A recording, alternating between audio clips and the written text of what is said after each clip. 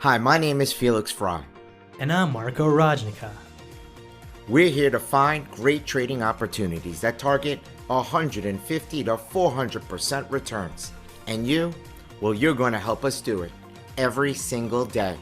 So welcome. This is the Winning Picks Podcast.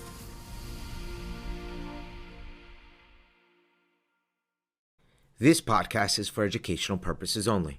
Options Geek LLC is not a broker-dealer. Options Geek LLC, Felix Frey, and Marco Rajnica are not registered investment advisors. Keep in mind, options involve substantial risk and are not suitable for everyone. Please consult your own investment advisor before doing any trading. Make sure you read the full disclaimer at the end of this episode. Mr. Marco. Hey, what's up? How are you, man? Good, you? Pretty good, man. Pretty good. So market's up and down, 416 and a half. Yep. Why is this important? Somebody's got to tell me why 416 and a half. I just don't understand it. Hits 416 and a half, goes through it tumbles. Above 416 and a half, it likes to go up. We have a big number tomorrow, and I think I think frankly, I mean, like I said yesterday, this market trades really strong. There's certain pockets of weakness, but it just doesn't want to go down. And so a good number. They're expecting a good number. I think it's one of those by Monday, maybe by Monday afternoon, we could either see 410 or, new highs in the S&P 500. So it's an interesting area. It's an interesting spot we're in here, but that's something to look at. The rocket we talked about yesterday that came out. It's a good company. There's no doubt they produce and they produce and they produce. But the at the end of the day, it's something that we are trying to figure out, not just that it's a good company, but whether or not it's going to catch this trend to go to, the next high level. Yes. It didn't today. It's down, it was down almost 15% earlier. That put spread that we looked at, the 21.5, 19.5, worked perfectly if you did that. Maybe let's take a look now to see. Let's see. Hold on. Let me try to share my screen here. There we go. So let's see this. Can you see my screen here? Yep. All right. So let's look at Rocket. I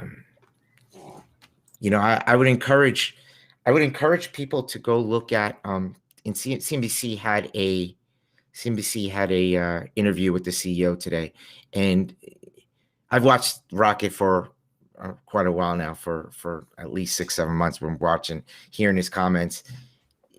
His body language was a little bit different today. Stock was down as he was talking, but his body language wasn't this is great, we're gonna kill it. They are killing, they're doing well, but margins for sale wasn't so good. They were something about the numbers the market didn't like. It seemed like it was the margins, and they've killed stock. But I think if you look at his posture and the way he was talking, it matters, and I think, when someone is super bullish, they're excited, and you can almost feel the excitement. With him, he didn't show that same excitement as he has in the past. Again, it's not that it's a bad company. It's a good company in sort of an industry that's going to be under pressure maybe for the next 2 years. If interest rates, you see interest rates went down for 20 years and now, or 30 years, and now maybe they're turning a little bit from zero, and maybe this is a couple year stretch where they start moving higher.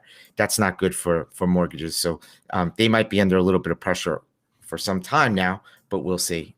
Let's take a look just quickly what we're looking at here. This is, it's clearly a big level. The company is willing to buy back stock and willing to come back in. They only IPO'd a very small amount. I think Gilbert, the owner, is a little ticked off that the world's not going to look at him as a technology company. They're going to look at him as a mortgage company, and that's probably not sitting well with them. So again, they'll buy back stock eventually. They just might go private again, and so they'll say, okay, we'll buy back enough stock. We'll just take it. We'll take back our 2 million shares from the market if you don't want to look at us the way we believe we should be looked at. And when the next cycle comes and we're valued at, the stock will be valued at 40, we'll IPO again. Maybe he does that. But, he was pretty ticked off 4 months ago when the market was saying you're not a tech company. So I would look, if you're long the name, I would look at 18. It's a big level. It's held here for, let's just go back here for a couple of more months just to see from the IPO. But this is a name that, again, people just caught off sides here a little bit. And like we said yesterday, I think that's where the risk, was. 8 months. Yep. All right, let's just go here. I think this is one at a time. Okay. So you can just see pretty clearly $18 is, everybody's long above $18. Stock made this huge move. People were short the name. You could probably see 18 down to 16. So you get down here, 18 to 16 at some point, and this is the low here, I guess, right here. 17 is the IPO. So, break the IPO price. I don't think it stays there too long. I think they just take back the company because it's flooded with cash and they make good money. It's just the market's not going to give them the multiples they want. So that's the story in Rocket. I think you're seeing people in the options trading today. You're seeing people get out of. There actually were just getting out of calls, getting out of puts. They're just getting out of everything here. The volatility has dropped down to 50. Remember, during the squeeze, it was in the hundreds. So they have just, there's just no more movement here. This is almost one of those situations where you just move on, find the next one because the market's telling you that they're willing, they're putting pressure on the options with the calls, with the puts today. They're selling out, taking profits here. It is almost like there's nothing to do. Maybe it goes down to 17, 18, maybe, and it could. But I also don't think it goes to 30 anytime soon, not with the backdrop of the industry. So I would just walk away. If you had the puts on from yesterday and you made some good money, great. Let's just find another one. Mm-hmm. Fair enough. Okay. Zynga came out with good numbers, and they did something that's interesting, goes along with what we've been talking here on the podcast and what we've been saying. And they actually spent $250 million buying this ad platform. Yep. And their focus is going to be what? Their focus is going to be first-party users, right? Mm-hmm. They're buying an ad platform, which essentially is, I don't know if people understand what an ad platform is, but essentially it's, if you're going to advertise, on Facebook, say you're going to advertise, you can actually choose, do you want to advertise to males, to females, what age group, what their hobbies are, what they like, what they're looking at, what they eat for breakfast, almost anything, right? You, as much as you can imagine, you can go and target. So an ad platform for these guys is essentially something that's going to allow that to, somebody has to build those things. So it's allow people to do that and whatnot. Now, Zynga, millions and millions of users. Again, first party data, that's the new gold.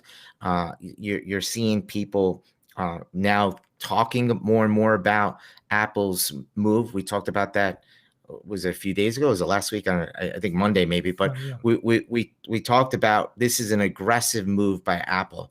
If this changes the whole game, okay, this is that moment in time. People weren't talking about it for 8 months because they were like, maybe Apple won't do it. Apple doesn't do anything quickly. They don't do anything quickly, right? They're in control. They figure out where they want the market to go because they're in control. This is a super aggressive move. I can't say it enough how aggressive it is. And, it puts everybody on their heels here. Facebook, Amazon, Google, Apple is saying, I control the phone and I'm going to do what I want to do. And if you guys don't follow, then nobody's going to buy your advertising because Apple knows you make all your money on advertising. And so, we know that you need what we have. It's aggressive, super aggressive when these guys were all trying to work together. Now you're $2 trillion. Everybody's trying to get to 5 trillion in market cap. So you have Apple fighting with Facebook.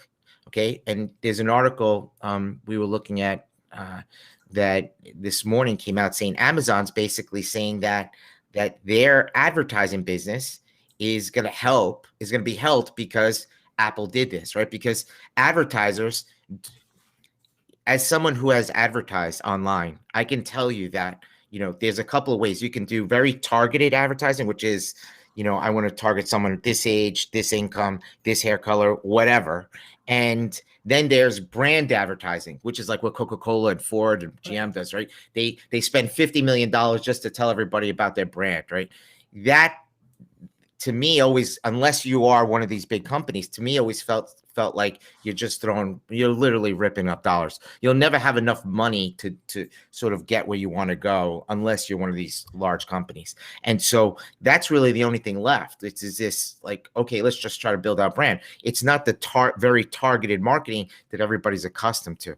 And so by Apple doing this, people are going to look for the next best thing, which is Amazon, right? Facebook, Google. So these, you could see their advertising businesses grow. People like Zynga has millions of users. They're saying, well, let's start monetizing here, because advertisers will be looking for that first party data. So they'll go to Zynga, buys a $250 million chart boost, ad platform company. Bank of America upgrades them and specifically says this changes the game for Zynga. All of these companies are going to do that. So when I look at Amazon, Facebook, Google has YouTube, who do I see that's kind of missing that, is not even in the conversation really compared to the other people? Microsoft, right? So you think of Microsoft, you're like, man, Microsoft, yeah, they have LinkedIn. It's a little bit more geared towards the software business, where they can get people's resumes and, a little bit more, I don't know. I don't want to call it social media. Although if you're on LinkedIn, you could see things like social media stuff. But they have that for sure. They have their Hotmail that's been around. They have their drives and all that storage stuff. But at the end of the day, they're not front and center, and it's Microsoft, right? So I said it yesterday. Microsoft they have to be looking to buy someone. They were looking at TikTok, so they're looking. They're waiting for that moment. And I just think there's no better moment than right now to start take 2 or 3 of them, right? Spend $150 billion, right? You talk about ATVI is telling you that in 5, they didn't say the amount of time, but in 5 years, call it 6 years, they could have 1 billion users on their platform, building 1 billion people. And by the way, it's vertically connected to a Microsoft PC and Microsoft Power. It's all connected. And, that's just, I don't think those people are on the LinkedIn. Those people are gamers, and, there's a percentage, but I sense that Microsoft is really, they got to make a move. They got to do something here that is transformative for the company. They don't want to be left behind again. They bought LinkedIn for $26 billion. Since then, who cares? $26 billion is nothing. When back then, $26 billion was a decent amount. Now they're $2 trillion, right, and climbing. But they don't have as much of that first party data as the Amazon, the Googles. I think they need more. They have Bing, but Bing is it's not even a close second to Google search, right? So I'm very focused on what Microsoft might do next, but I sense that if the world gaming is such a powerful, whether it's online sports gambling, on esports gaming, things obviously on the computer, and I think the gaming, the esports and gaming and the competitive gaming, it fits right into Microsoft, and I see a backdoor right back into the PC, right? Because people don't want to be buying 10 PCs, and Mac is not very good for the gaming. And so Microsoft pushing that gaming right in there. They're trying to be the Netflix of gaming. They're trying to build that already. I think it's called Game or something like that, the system. But, I just see something like ATVI or something like that combined with, I don't know, going to spending spree, go ATVI and Snap or Pinterest or all 3, just say, what, we'll take them out. Now there'll be antitrust, I'm sure, but just try to find a couple that you're going to get that first party data, because Apple has made that move. They have aggressively said, we're going to, we're blocking people here. So I think it's important. I think it's when the pieces on the chessboard are starting to move around, and you can start looking at how other people are positioning themselves, you see where the game is going, and first party users are very, very, very valuable.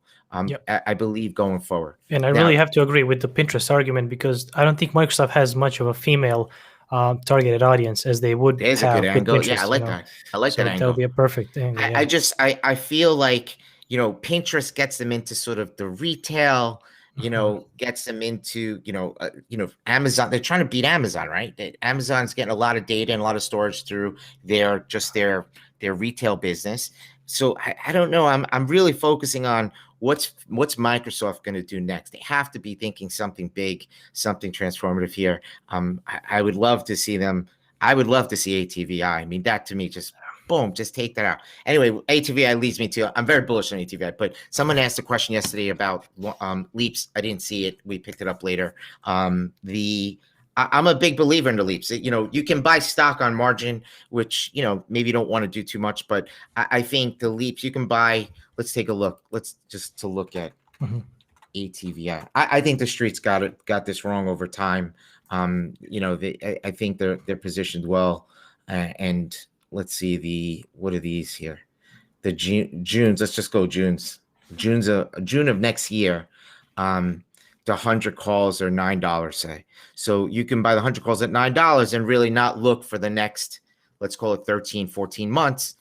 By that time, ATVI will either have scored it'll be 4 or 5 quarters in a row where they've been growing revenues, growing margins. It's hard to know when that stops. It's hard to know how to value something like that because it's exponential, right? You're growing the revenues, growing the amount of money you're making. It's huge, and the whole thing, everything about what they're doing is scalable. They're just basically, building these verticals where they're adding freemium type of products. So I would say the June 22s, you buy these.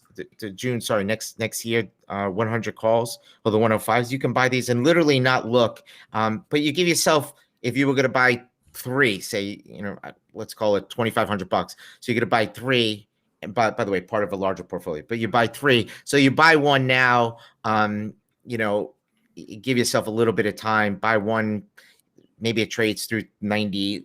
Let's call it 95. You buy another one, and then you hold off. And if it does trade back to, this market comes back 5-10%, of course, Activision will come off. But then you give yourself a little bit of room to sort of, buy a little bit more if it comes down. Otherwise, you got 2 out of 3, and you're good. I think it's a great way to not look, to just kind of say, you know what, here's a 1-year play. If people have target prices. The street has 120. I think somebody came out with yesterday, reiterated 120.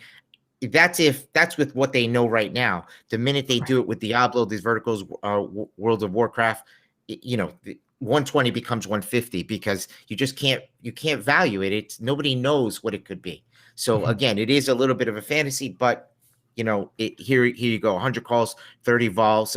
They were asking about the IV. I'm not looking at the IV. I'm looking at $9. If it works, Activision trades anywhere between 140 to 170 is the way I think about it. So you got yourself a 4 to 5, 6 bagger in a year. You got to stick around for a year, and you got to watch, just literally put it on the side. But it's like owning a stock, and so you have $9, and if the market really sells off, stock goes to 80. That's a $12 move. It would have been better than stock, and those calls will still be $4 or $5. So that's how I would look at ATVI in the long term if you wanted to play it. I don't mind the leaps. It's always about risk reward. It's not about the vol is good that it's sub 30, call it 29, 30.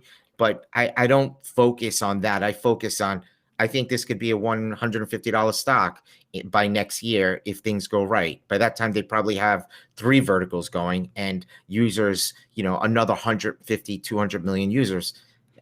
That's a lot. Yeah. So, you would see this, the stock would explode to 120, 140, and this likewise would also trade higher. Okay.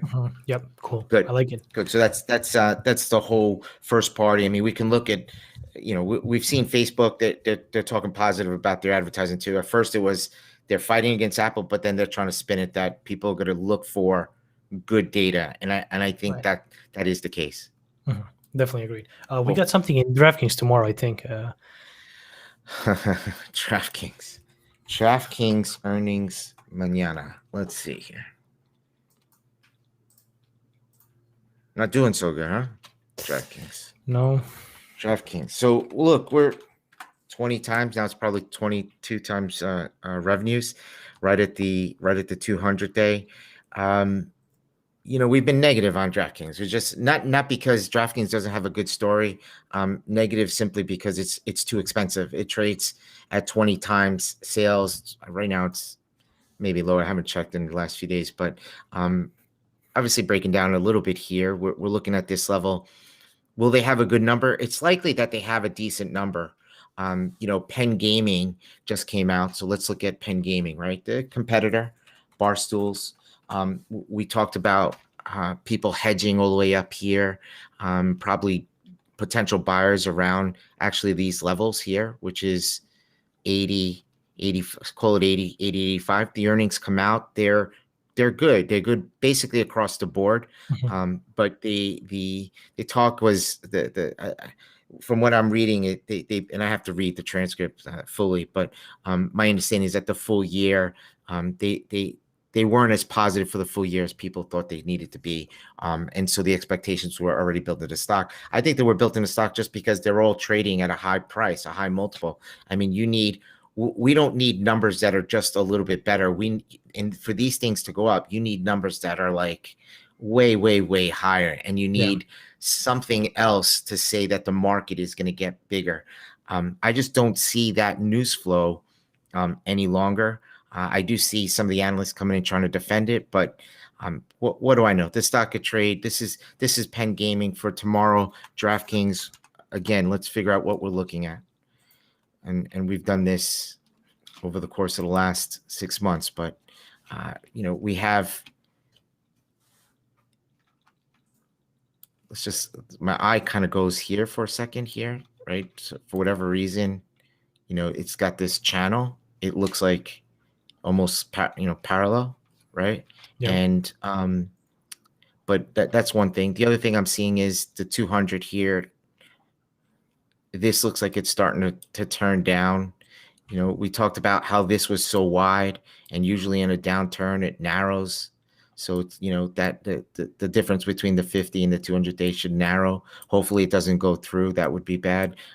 But everything right now is pointing to, if the stock trades 56, 58 tomorrow, I don't see it going much higher than that. You will find sellers because there's been buyers along the way here, right? You talk about 58 for a while was a level. So we have 74, 58.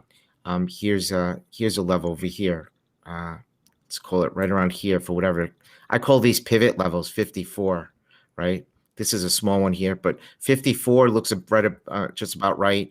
And 34, 35 looks about right. So let me just point to these, take these out so it doesn't confuse people, right? I like the horizontals. To me, it just makes it a little bit more sense, but you have a gap here. You have a high here, pop through back down.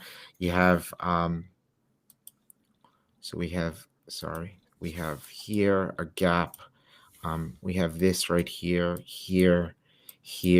busts through, comes back, buyer, and now it breaks through here. So the question is, what's really happening right here? So we have the 200-day. We have this level 44.2 to look at. But I think these wider ones are the big ones. 74, 54 happens to be $20 wide. There's your symmetry. And so that's 20, 20, and 20.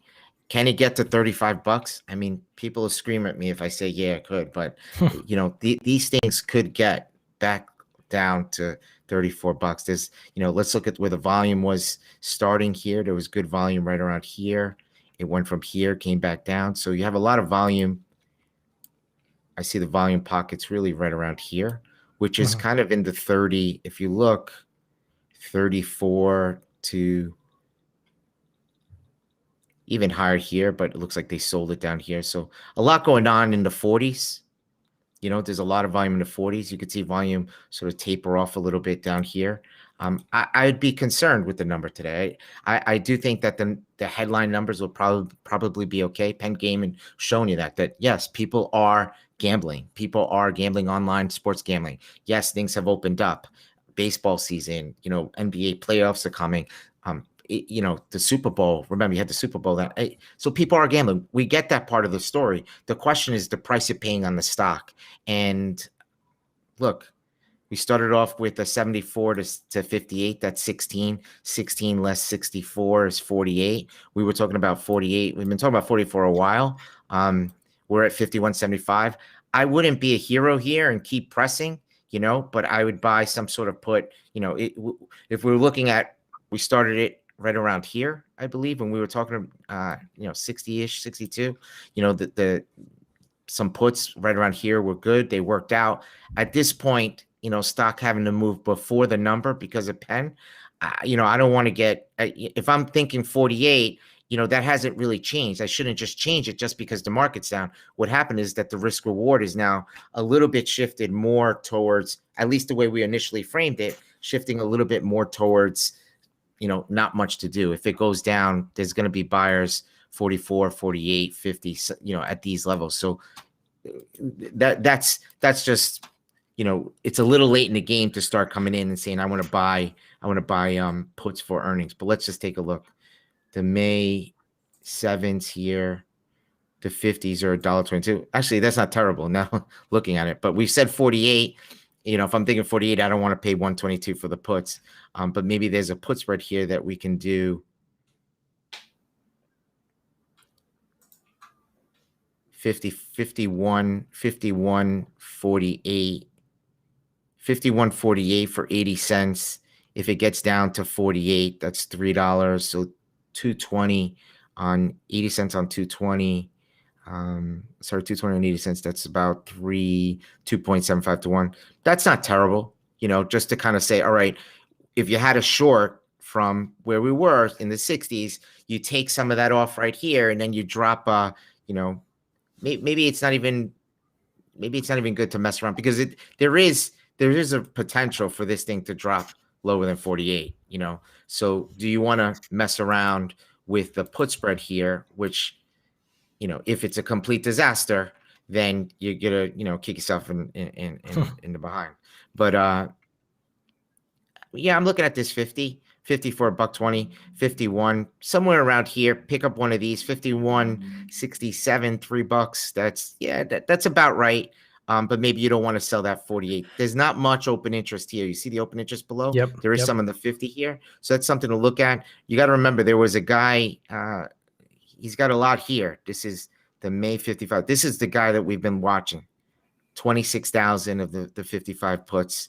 It seems like it's one guy. I don't know if he sold these. Okay, so he did that put spread, and which would indicate that he's probably a buyer in the high 40s. Right. So it's exactly what it's part of the reason why we were gearing towards $48. But yeah, I would say I don't think there's a lot of juice for right now. Same thing I said in Peloton yesterday. I don't think there's a lot of juice to be short Peloton, and we should look at that next. But I don't think there's a lot of juice to be short Peloton going into the number this evening after it's down $40 from the high and $20 from where it when the announcement came out. So, you got to be careful. You can try to press, but usually what happens in these types of situations is you get you might get a move down to 40, 50, 48. If you're long puts, you're not going to make that much money. Put spreads, maybe you can get out making, 150, 200%, but it could be a quick 48 and then the market just trades up because the market trades up, and then you get back to 52, 54, and now you're on here. I'd rather see the earnings go through, get out of any short that I have, buy, a cheap put just in case it really collapses. And if it gets back to 56, 57, you start, thinking again about potentially, getting short. Is that fair? Yeah. So I think actually it's cheap relative to what could happen here with Draftkings. For $1, I can, this stock just moved down $12, right? You got to think about it that way. We were talking about it 62, 63. That in NFL, let's the day they had this NFL, they had an NFL announcement and the stock jumped up. I'm not sure from where. I think it was right here on April 18th. I think there was an announcement here. Stock jumped up. It was trading like 62 in the pre-market, and then it came back off. That is a clue by itself, telling you good news, NFL signing, and they still sell it off right after the announcement. That's never good, right? You want that to close at the highs. So this is the level 58.60. I think for sure the shorts are going to come in and start selling it again, but we've already taken it down. It's since we started, it's 62 to 52. That's 10 points already. It can go down another 10, but now it's 50-50, right? What if it trades about 60? Then you get blown up and you don't want to do that. So Right. I would say if you had a short on, you might cut it here and you throw this flyer. Literally, it's like a placeholder, right? We've been talking about it. You throw this flyer, this either put spread or just the 50 puts for $1.20, and you just say, okay, let it go. If it trades up $6 on earnings just because or whatever, then okay, you lose $1, but you don't lose a lot on your short position, and now you can reestablish what you were trying to do. Cool. Yeah. If it goes down 20, you got the puts, you're good. Exactly. All right. Nice. So that's DraftKings. The other one, real quick, we won't talk. We talked a lot about it yesterday, and we sort of what's Peloton? Is it PTON? PTON, yeah. Peloton. Yeah, PTON. Sorry. So again, my thinking is 75, 95. It's not. Listen. It's a wide. It's like you could drive a truck through that, but the options are still expensive. And I don't think you can make money with the stock staying between 75 and 95. It's back and forth, choppy. It'll be hard. It's not that you can't, but it'll be hard because the price of the options is pricing in a lot bigger moves. So I see here people, it looks like they were in the maze, I think, anyway. This looks like a put spread. But in the maze, it looks like they were coming in here also doing they were selling the 75s and selling the 80s, buying the 90s. It looked like they were doing something like a 1x2 here, which would make sense. So if you buy one and sell two of these, 5 and 3, it's almost you're taking in that premium. So you can buy one, let's call it 10.5. You sell 5 and 5.15 and 5.10 and 3.40. That's 8.5. So net you pay how much? $2, and you're getting along the stock. You could just add these together and divide by 2. So 75 and 80 is 155 divided by 2 is 77.5. So 77.5. So you got the 90, 77.5, 1 by 2, essentially, for about $2, which means you think this person, whoever's doing this trade, is thinking what I just said, that the downside is somewhat limited. He's basically a buyer at 77.5. He's basically a buyer at $70. Okay. He's a buyer at 70, and anywhere between 90, 88 and 72, he's going to make money. Okay. So that's where something like that, somebody can do in a trade like that. I think people have kind of looked at it overnight and said, where do I want to buy Peloton? I feel comfortable buying it maybe in the low 70s. Let's come up with a trade to do that. So I think there's a lot more selling than buying here, and I don't think people are in there trying to take massive positions in Peloton. Although in this June, let's see, June we're seeing a lot. I think a lot of just taking, from what I saw this morning, there's a lot of taking profits. Right. Okay, so that's Peloton. The other one with the P. You want another one with the P for next week? Palantir. Oh yes, Tuesday. Palantir next week. I've been talking about Palantir for a while. Again, one of those names people are passionate about. When I see the teens, people think I'm crazy. And we're talking about the teens when the stock was in the high 20s, and just saying like this. The flow here was basically saying $16, $17. That's what the flow was saying. People were buying puts, basically saying, we think it's going back to 15 to 17, call it 15 to 17. Right. And they wouldn't be buying 25 puts and paying $3, $4 if they didn't think it was going 15, 16, $17. So that's what we were looking at. Now, if you look at the name here right now, you're basically saying, it's pretty clear. I'm not reinventing the wheel here. This isn't rocket science, but this seems like the level. Here's 1, 2, 3, 4, 5, hold, and it's breaking here right in front of next week. Not a good sign, just never a good sign. And we've talked about being in this dogfight where, the market starts to selling here. The shorts come really, this is where the shorts start piling on it. They wait, they're small here. They're shorting small, comes down. Okay, fine. They get their signal, comes back up, and now they start piling on about right around here. This second drop. Now they're in control, and they're going to force the buyers to say that they're wrong up at these levels. And the buyers don't want to be buying, and you just get this, these moves are, they're tremendous. 21 to 28 is $6, $7. That's 30% in 6 trading days, and then it drops. So what you're seeing is these, in this market, it's so dangerous because the up moves are 20, 30%. The down moves are 20, 30%. But net, what happens is that if you go up 30%, if you go down 30%, then up 30%, mathematically, you don't get to the same level. Start at 100, you go down 30%, you get to 70, you go up 30%, you get to 90, 91, right? Then you go down 30% from 91 and you're down another $27. So that gets you down to 63. And then you go up, and that's what this does. And that's what the right side of the mountain does. Mathematically, you can move up and down 30% and you're going to end at zero. Okay. Right. Or close to zero. And this is what it is. It's just shaking people out here and shaking the shorts a little bit and then pushing down. But at each point, the shorts are basically saying, and here's the 50-day, they're saying, tell me I'm wrong, right? Try to keep it up here. We're going to short it to you and you keep it up. If you can keep it up, we'll get out. That's the game. That is the game. And they're going to keep on shorting until you tell them. And now they're saying, now they're going to the big level, 21. They're going to short it. And if you're not there, if the buyer's not there, they know they got you. That's how the computers play the game. That is the professional way to play it.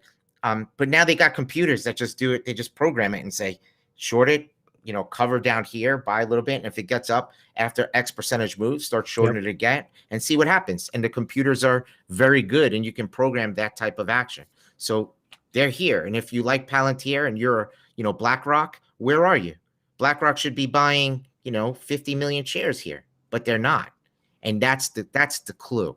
That's the clue. So, I'm not saying this thing drops to 10, but I'm saying that, when we looked at it, 15 was about that level right around here. And we've been saying it for 4 months.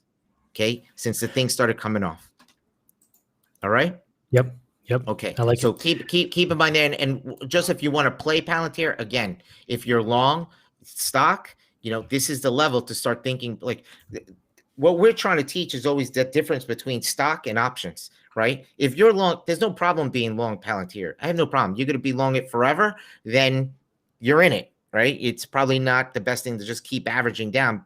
At some point, they're going to make those people pay. Okay. Right. They're going to make it really hurt. You might be able to withstand the move down to 8 and then trades back to 200. But I can tell you, like I told you from going up the left side of the mountain, very, very few people can do that in this world. Very few people. Watch a stock that they've averaged all the way up to 30, 35, keep buying because that's what you're doing. And then all of a sudden it comes back down. Now you're buying the dips and keep adding. At some point, you don't have enough money to keep buying the dips and the stock trades to 8, 7, 6. And then what are you doing? Most people are selling at that level. It happened during the NASDAQ crash. I'm sure it will happen again. You're seeing all these names start trading. I call $10. That's where they're going. They're going to 10, sub 10, and they're going to force people to say, no, I'm in this for, a lifetime. How do you play Palantir for earnings? I would say start taking a look at you got let's call it the maze here. Maybe give yourself another week, but I just want to see where they're priced in the 20s here. Like this isn't crazy. At $1.40, people might think it's crazy, say, why would I buy $1.40 here? But we're at a really tough spot here. You're talking about a stock that it jumps up and down. It went from 21 to let's call it 27, 26, 24, 3 times. Okay. So it's moved $6.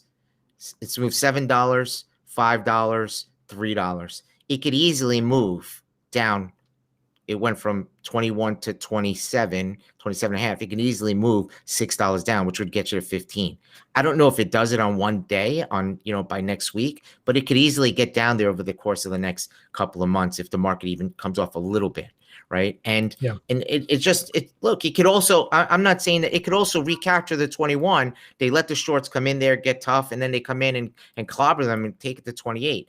But the point that I'm trying to say is this level here, this level starts lending itself more to options as opposed to stock. It's sort of like, let's take the risk off the table and let's think about how we could actually not worry about whether or not this thing could crack down to 15, because the earnings comes out and they say something like they lost part of the U.S. defense is using somebody else. Who knows? I don't know what they'll say, but it's just important to recognize this level and have respect that it's being broken. Okay, so you can look at the May 21s and say the May 21st 20 puts and say $1.40, $1.42, and sell this is too cheap already to sell. Like, you don't want to be selling 30-cent puts down. It's not gonna do it. So 19 and a halves at $1.15. Okay, fine. It's sort of, at this point, you got to be resigned to the fact that maybe you're wrong. Palantir's going lower, and I'm going to get out of some stock, and maybe I'll just hedge with $1.15 just in case, right? Or I can get out of my stock and I can buy let's say the Junes are look a little bit even better. Right? If I'm long a stock, I can say, okay, I'm in a tough spot here. The thing is obviously going against me. I can sell my stock and buy the 21 calls at $1.38.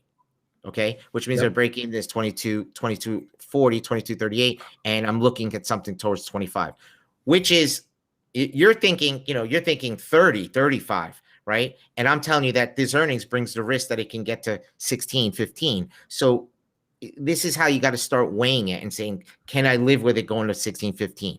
Is that going to be a problem?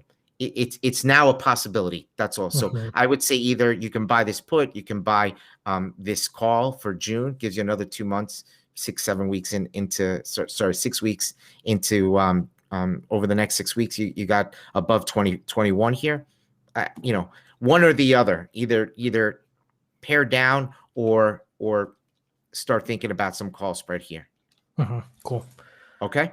I like that. Now, taking a break from Cathie Woods' names before we jump back into them. Did you see what happened to Uber and Lyft? And I mean, the whole industry. It's nuts. Uber, my God. I mean, this feels like a shakedown. That's what it feels like. It feels like a shakedown. It feels like, they've probably been taught.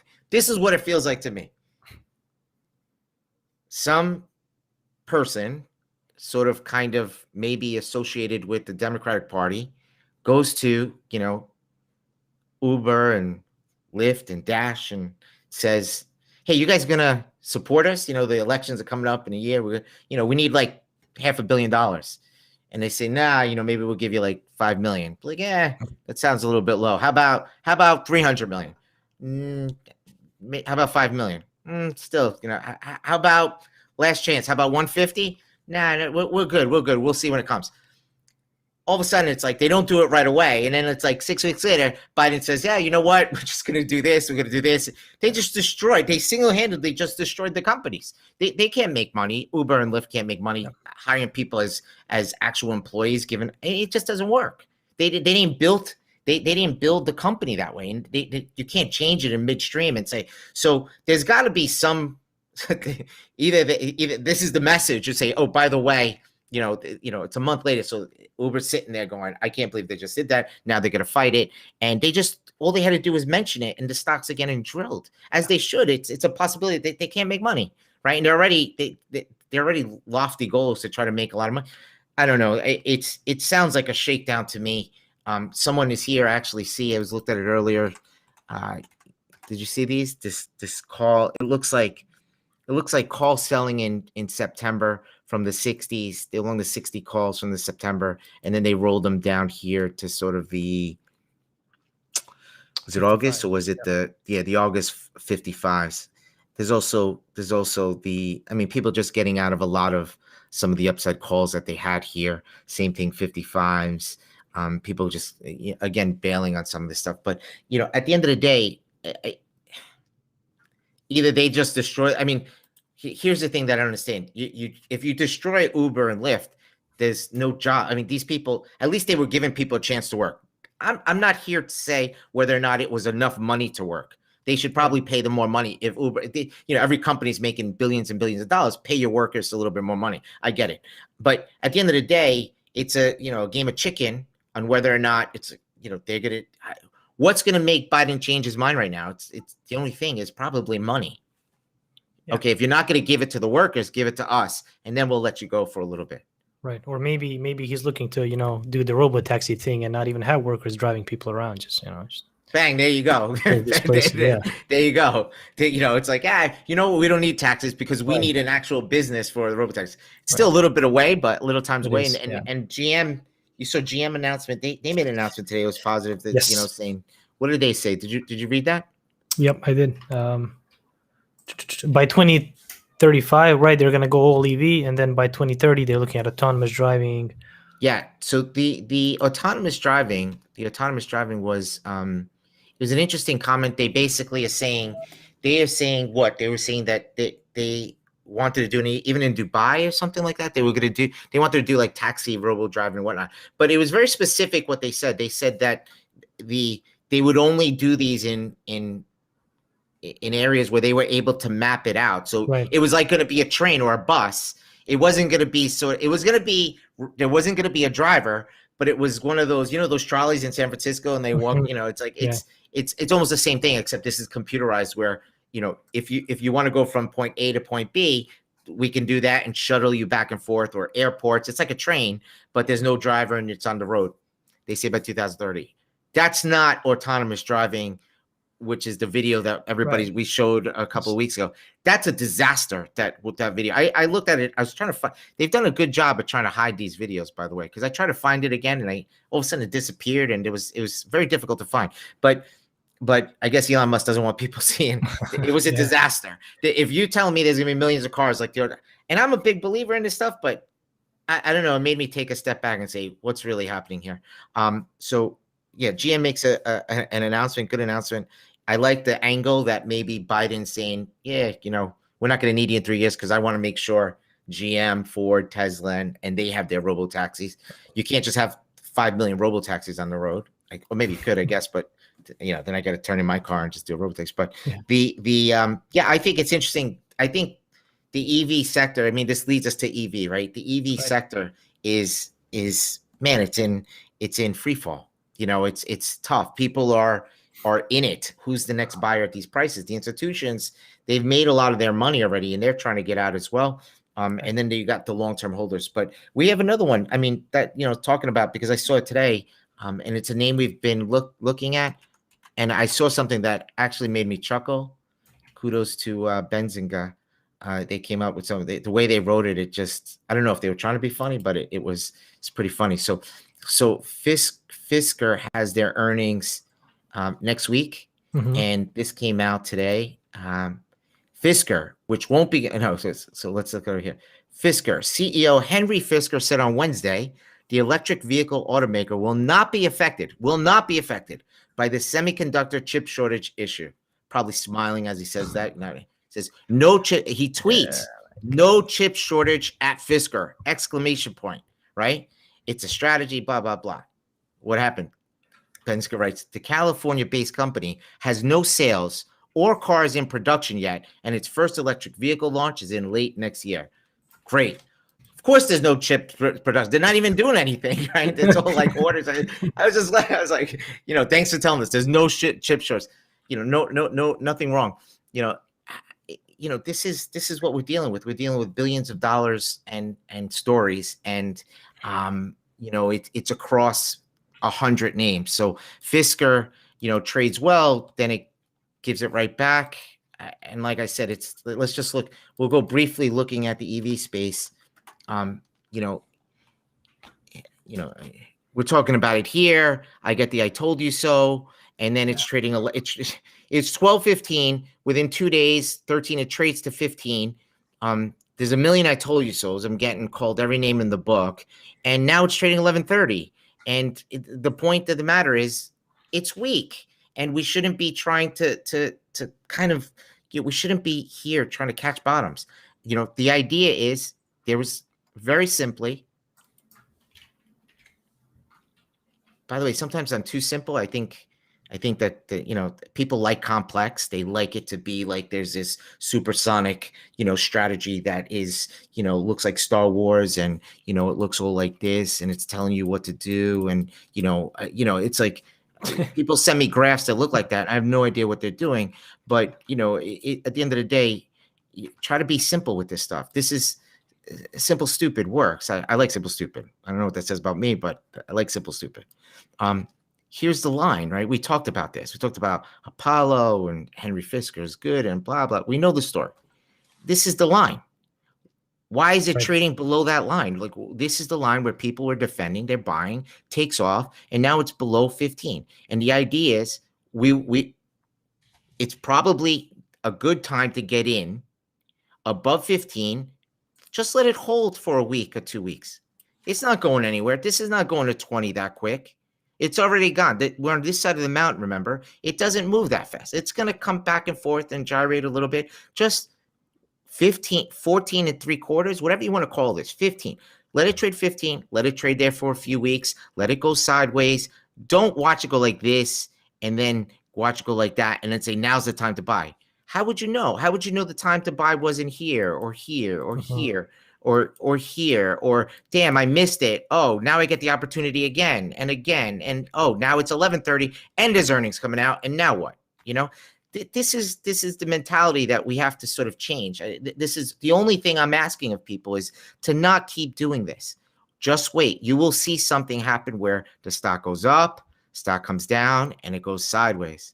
And when it goes sideways, that's telling you that there are buyers, that it stops selling. And if it starts moving back up, yeah, I don't mind jumping in here using a stop against 14 3/4 or 15. The same thing I've been telling you with the SPYs.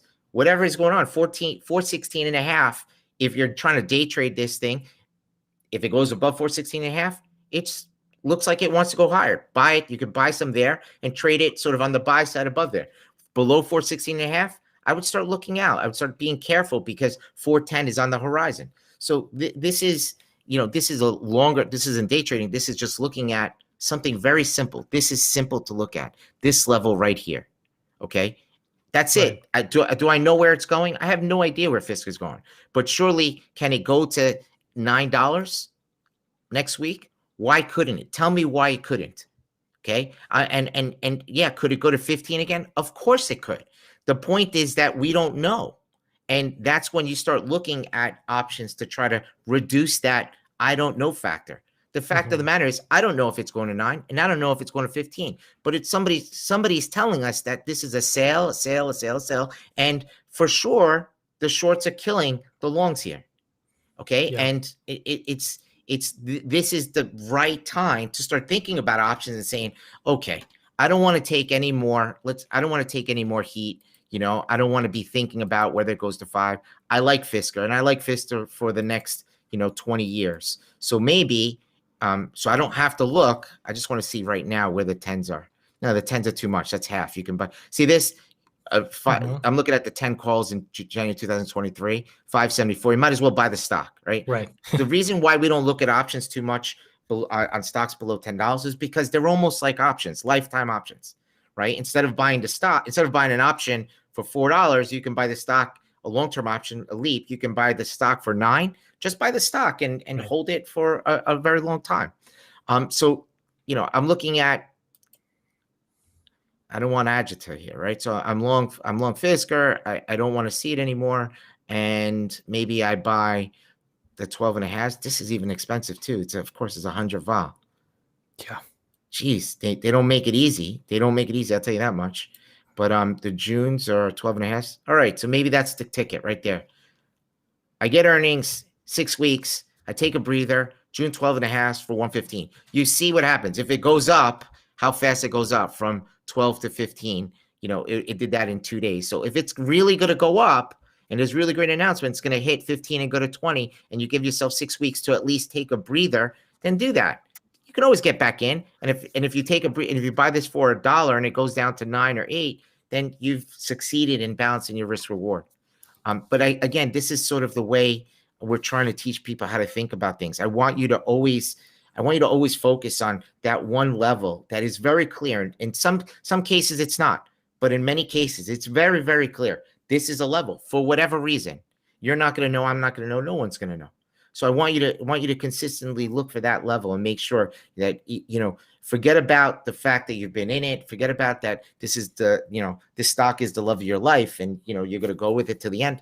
You know, just focus on that level where, you know, everybody else is trading it and everybody else is looking at this level. Real quick, I don't know what time. I don't know how much time we got left. What do we got? 155. I'll show you the same thing because we're looking at the same thinking in NIO. Again, it's this level is difficult. It's this is the level. It's difficult to hold this stock right here. Yeah, you might say you're in it for the long term, but right now this stock could easily go down towards this level, the 20 level, 18 to 20, call it 18 to 24. This pocket that I'm looking at right here, gap and move up. You had some volume here. I'm concerned. I'm very concerned about this stock. And if this goes down, they just had an announcement. They had an announcement that they're expanding internationally to Norway today. I saw. If that was over here, what would that do to stock? Stock would be up $10, right? But it's not. Today, nobody cares. Okay. You look at, I'll leave it with this. We'll leave it with ARK, and then maybe we'll have a question. Somebody has a question. But in ARK, we have the thing breaking down here, right? So it's breaking down 110. Why step in to buy it right now? Why step in to buy this ARK right now? If you want to buy it and you think this is long, start looking at call spreads that, you know, or call a little bit longer. It's saying, you know, if you're right, this should go 130 to 160 all the way back up to the highs. But if you're wrong here, you're going to be caught here at the 90 level. I'm telling you, this is 130 here to 110. That's $20 up and down, coming from 160, which is $50 down. So 50 minus 130 is 70. I'm sorry, 50 minus 130 is 80. And I'm just simply saying, you know, there was a lot of 130, 110 action, which is 20 points, 20 minus 110, just so you can look at it.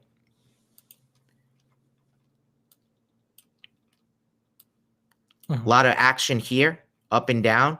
Okay, so 130, 110, give me 190 as a level, which actually coincides nicely here. Okay, so 130, 110, but it came from 160. So I'm looking at 160 to 110. That's 50, and give me another 50 down. I'm looking at it several ways, right? So 150 from there is 80. So I'm looking somewhere around 80, 90 if this thing collapses. And we did I asked everyone to do the homework to look, can it go down 20%? Of course it can. Of course it can. You know, the lead horse is Tesla.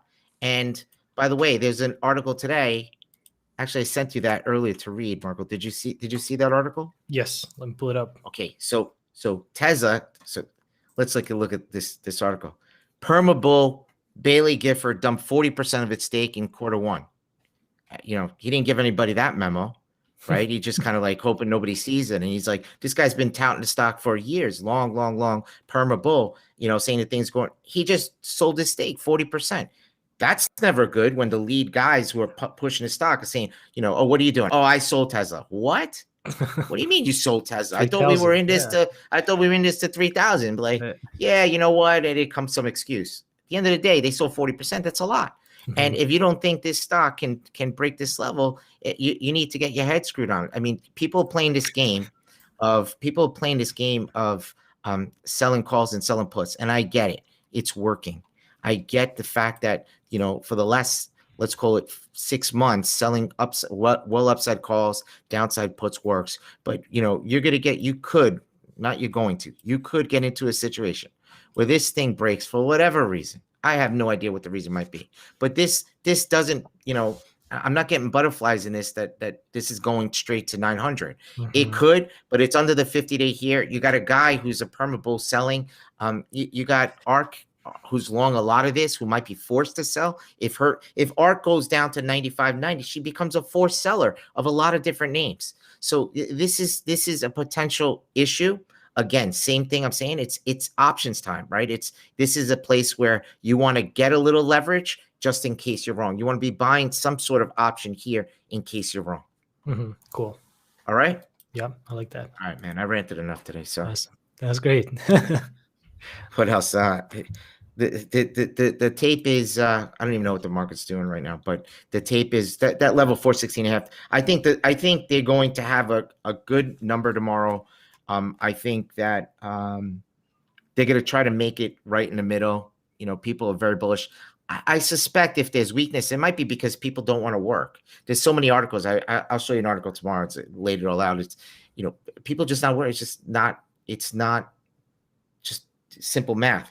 If I can stay home and go work for cash somewhere else and do other things and still collect unemployment, which is what probably a lot of these people are doing, then they're going to do that and just going to collect 800 or whatever, 1,200 a month it is, whatever it is, and go find some work doing something else off the books. Mm-hmm. Sounds like a plan, right? Makes sense. So I think the number would be probably okay, but I think there's certain sectors that are good here, and tech EV in particular is in trouble. Mm-hmm. Okay. All right, boss. I like it. Be good, Thank you, Felix. All right. Great session, and we'll see you next week.